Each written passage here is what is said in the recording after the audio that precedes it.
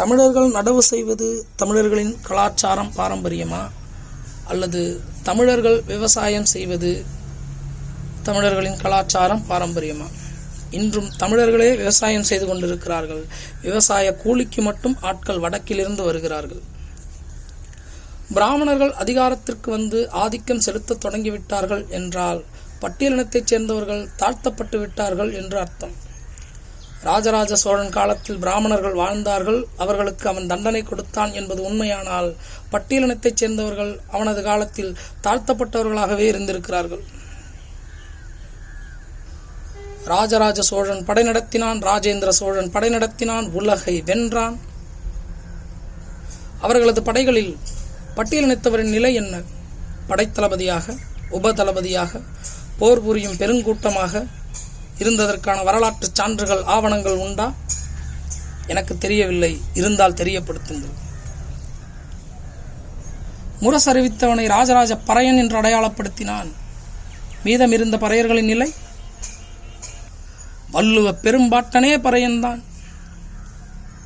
வள்ளுவனுக்கு பிறகு தமிழ் இலக்கியங்களில் கோலோச்சிய பறையர்கள் எத்தனை பேர்?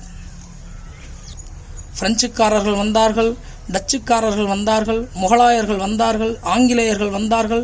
அனைவரது ஆட்சி காலங்களிலும் பண்ணை அடிமைகளாக அனைத்து நாடுகளுக்கும் நாடு கடத்தப்பட்டவன் தான் பட்டியலினத்தைச் சேர்ந்தவன்.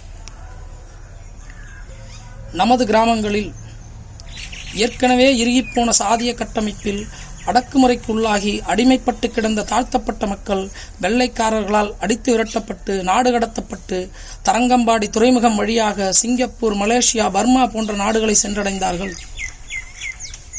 அவர்கள் அங்கே என்ன வியாபாரம் செய்யவா சென்றார்கள்? ரப்பர் தோட்டங்களிலும் தொழிற்சாலைகளிலும் ரயில் பாதை அமைக்கவும் கூலித் தொழிலாளியாக சென்றார்கள். அப்படி சென்றவர்கள்தான் என்னுடைய மூதாதையர்களும்.